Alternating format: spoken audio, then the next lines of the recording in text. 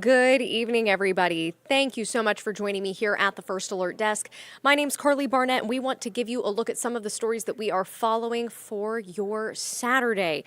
We have our crews spread out all over Metro Atlanta. We hope you joined us earlier. We had an abbreviated version of our 6 p.m. newscast, but of course, you can always join us tonight at 10 on Peachtree TV and 11 on WANF.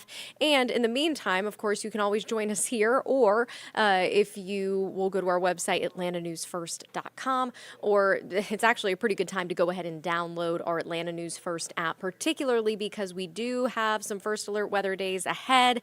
I know we're not out of it yet, but we're going to have First Alert meteorologist Cutter Martin join us in just a minute. He can give you a look at more of your weather for your area, particularly if you have plans for Cinco de Mayo tomorrow. Maybe you have plans to head out to the Shaky Knees Festival, or maybe you're just going to go out and about and enjoy your Sunday. So in the meantime, though, I do want to give you a look at some of the stories that we are following. There is an investigation going on in a South Fulton neighborhood. Our reporter Bridget Spencer is covering this story for us this evening. Take a look at this cell phone video. This is from an Atlanta News First viewer. It shows people out and about in their neighborhood with this commotion that was going on earlier. A police investigation underway in a South Fulton neighborhood, we have learned. This cell phone video showing what unfolded earlier. Several South Fulton officers were called out because of the reference to a stolen car. We got that information from police. They parked it in front of a home that police say they have been living in for months now. And a number of people were arrested as a result of this. So these people were allegedly squatting in this home. Police say they didn't own the home, but it was a stolen car that apparently led them to that location. And we spoke to some very concerned neighbors about seeing this unfold right in their front yard. It's really bad for the people out here like myself that work hard to live out here in this reputable neighborhood, but yet you have people that can just come out here and take over. It's really bad. So right now, we don't know exactly what charges these people are facing or exactly who has been arrested in this case. We just have been told that there were a number of arrests, and police say that these people are accused of squatting in this home. This is not new for Metro Atlanta. We have done many different stories about this exact situation, and in fact, there is legislation that is going to be going into effect this summer to help prevent these scams from taking place. Our Atlanta News First Investigates team actually helped to draw attention to this issue to ultimately have a bill signed in this latest legislative session to try to prevent someone from being able to essentially steal your home from right out from under you. It's a more common problem than you would even think. So if you want to read a little bit more about it, we do have extensive coverage on atlantanewsfirst.com through our daily reporting as well as through our Investigates team. But in the meantime, reporter Bridget Spencer is going to have even more information on this, but people allegedly squatting in this South Fulton neighborhood.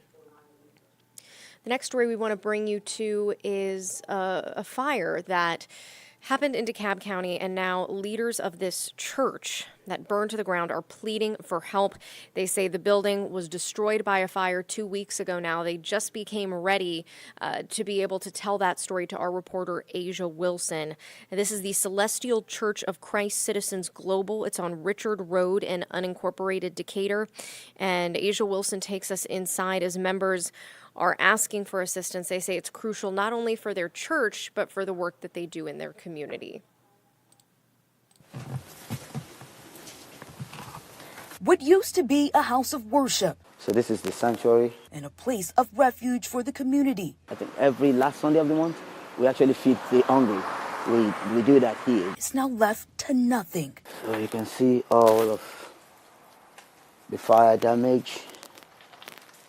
So all the chef is gone. This is the kitchen. This after a massive fire on April 19th. For fire to come out of the office, which is not even the sanctuary, was something I could not fathom. Oluwemi Festajayi is the pastor of Celestial Church of Christ Citizens Global. He was in the sanctuary at the time praying when suddenly he started to smell smoke and quickly ran outside. Then walked around the building to the side of my window, and that was when I saw fire just gushing out of my window, the office window. So it was a lot of fire. Every room filled with charred pieces and a portion of the ceiling scattered across the ground. It's where the fire started from. As you can see, this is it started from the back here, and it burnt the whole thing. So it was a spark. All important documents now gone. The church is like a safe place for us. And I know right now the building is savage and we have to move to another building. Even expensive musical instruments all wiped away. It's actually a very huge blow to the church. It's the reason why this youth member started a GoFundMe campaign. Because this is bigger than a church for me. It is a community, because I come here with my sister and my mom, especially my mom, when I think like she has a space where she can speak a language and worship in her tone and still get a sense of community. And while the church of about 70 members has been hosting services online, they're relying on your financial help. Hoping that God will help us to get a new place so that we can, do more of the things that we do. While holding on to faith for the future. Waiting on what God is going to do. In DeKalb County, Asia Wilson, Atlanta News First.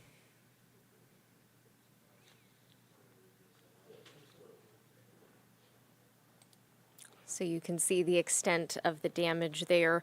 We are told all of the funds from their fundraising efforts will go toward replacing the musical instruments that were damaged. And if you'd like more information on how you can help, you can find this story on atlantanewsfirst.com. While that was playing, I did see that Wesley is watching from Ackworth. Thank you so much for joining us. And Risa, thank you for joining us. We appreciate you tuning in here to talk about some of these stories. And the next one that I want to play for you is a bit of a consumer alert.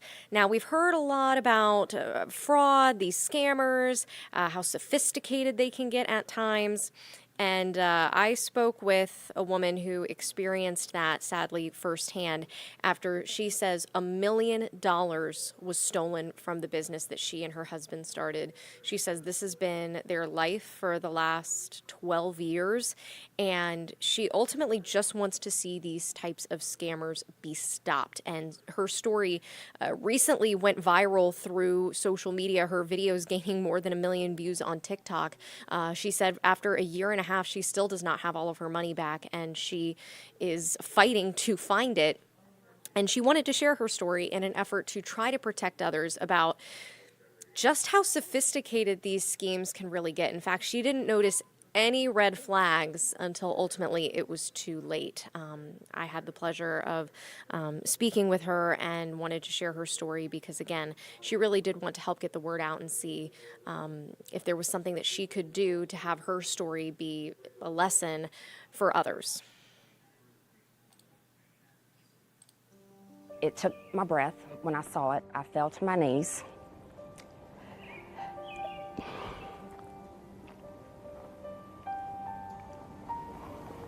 Sorry. It's still hard for Stephanie Kelly to talk about. It's been an exhausting year and a half. In December of 2022, nearly $1 million was stolen from the business she and her husband started, West Metro Glass.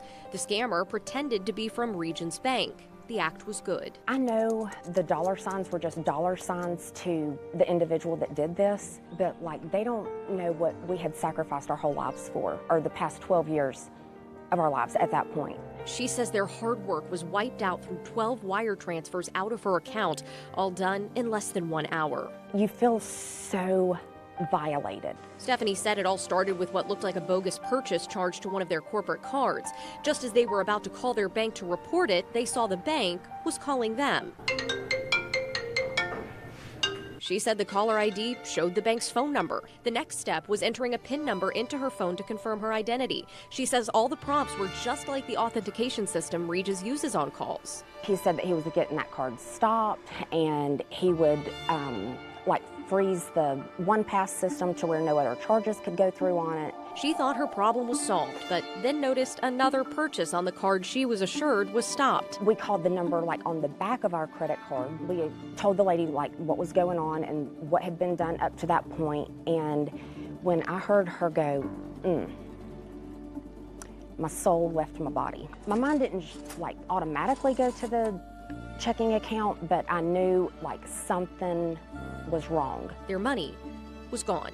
My husband and I stopped our salaries to where we could make sure that our employees were covered. Thank God we had reserve to fall back on, but I mean, a lot of companies would have just had to shut the doors. They've been able to get back about $600,000, but are still out more than $300,000. These are professional criminals. Special Agent Aaron Sears with FBI Atlanta says, sadly, Stephanie is not alone. Impersonation schemes generally are pretty common, and they've been on the rise the last couple of years.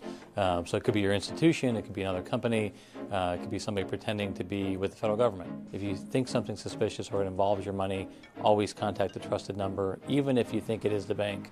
We reached out to Regions Bank. A spokesperson confirmed the person who contacted Stephanie was not a bank employee. In a statement, they explained why these scams are so difficult to combat, saying, quote, once scammers get into an account because they were given a password, they can not only move money very quickly, they can also change a customer's contact information, and that hinders a bank's ability to alert the customer to suspicious transactions. I truly, truly hope that this never happens to anyone, ever. Stephanie shared her story to social media. On TikTok, her videos have been viewed more than 1 million times. And she says whether it was $100, $1,000, or $1 million, she wants people's money protected. And these scammers stopped. It infuriates me that it is this easy for someone to do with us living in the most advanced technology era of all time.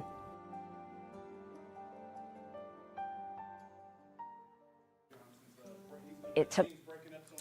So as you can see, just a really unfortunate situation that these people have had to go through.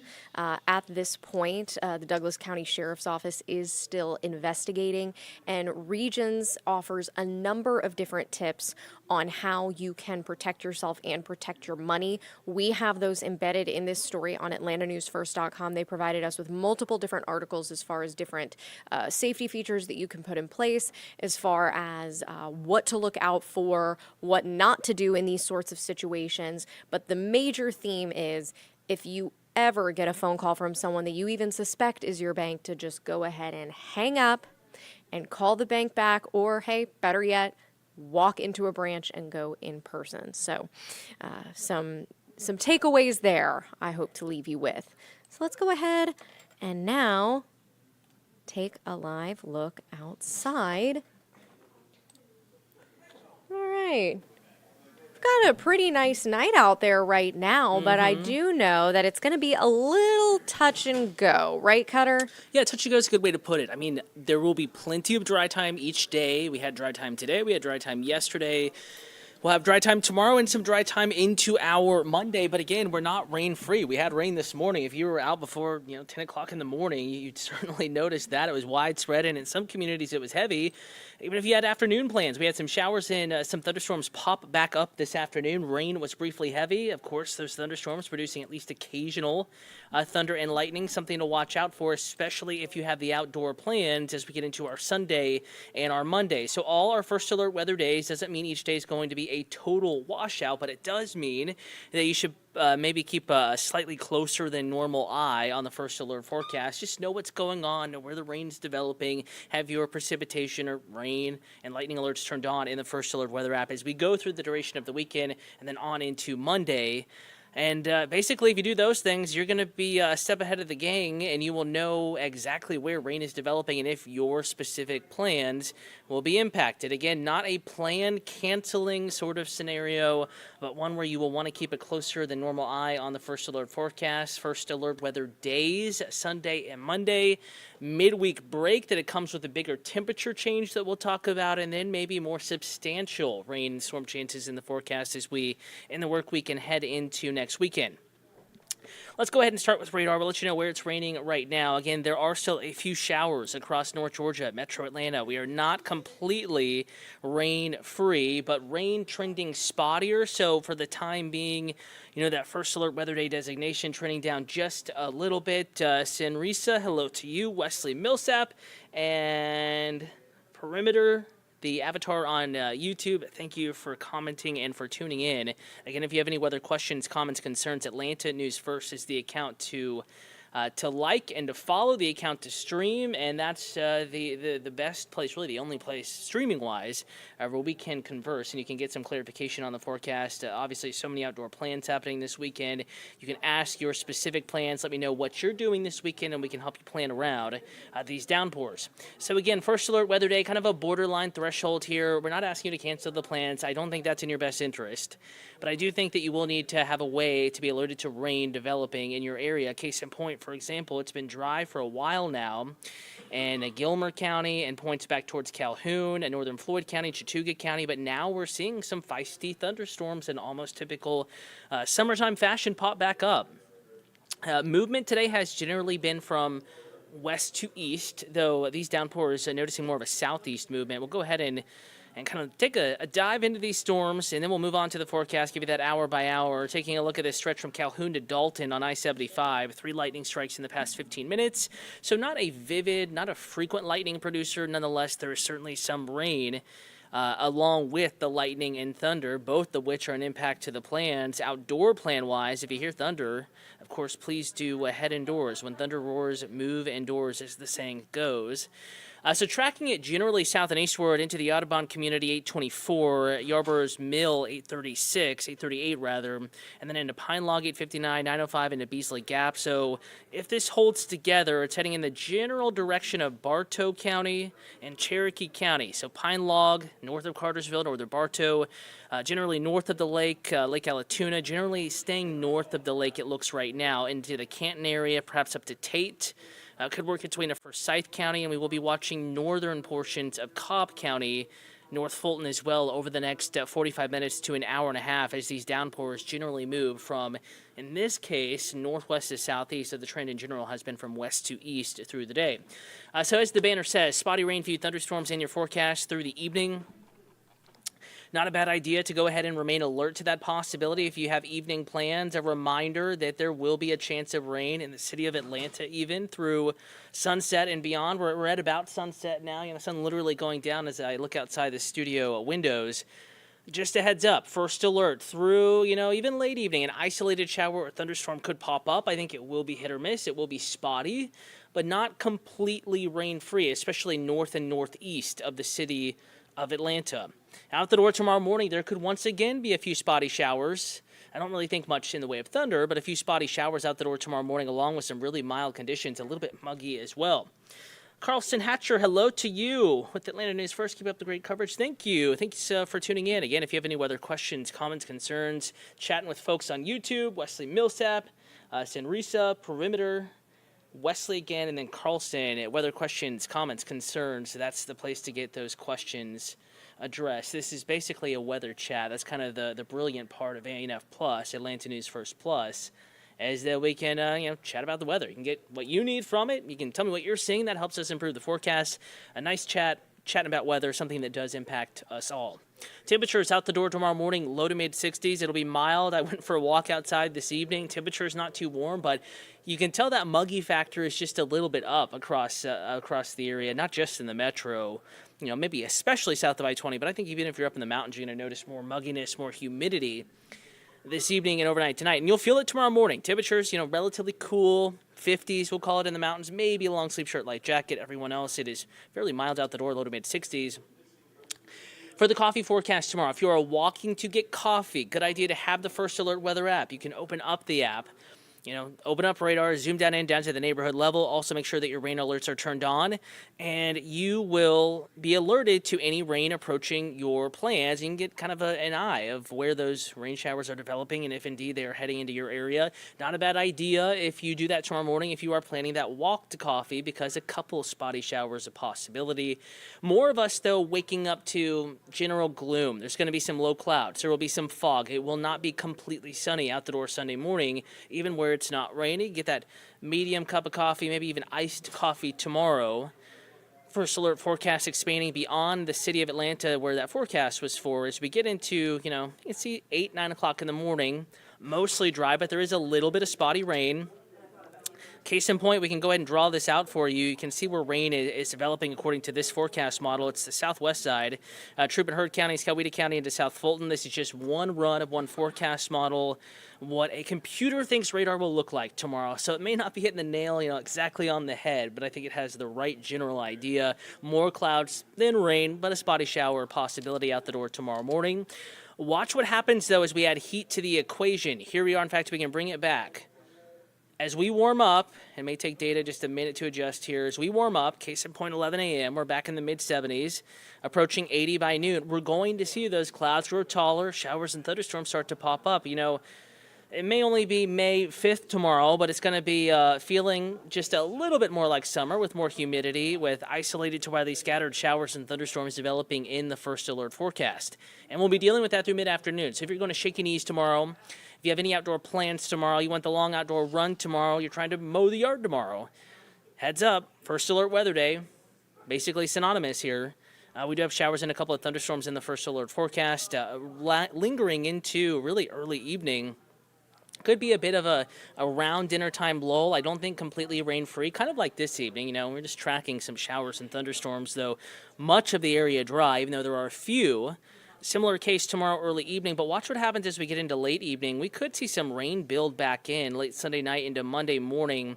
In fact, I wouldn't be too surprised if we woke up to some wet roads Monday. It's just a factor of, is it raining during the commute, or has rain just ended leading up to and into the morning commute? Either way, it could be some damp and wet conditions for the morning commute Monday. First alert, a heads up for that. And then same story Monday. We're going to heat it up a little bit. Temperatures by 10 a.m., low to mid-70s. Here we are at 1 p.m., upper 70s to near 80, and we are seeing showers and thunderstorms develop once again. I think coverage of rain greater Monday, meaning that more neighborhoods, more communities, more of your day impacted by rain, lightning, thunder on Monday versus on our Sunday.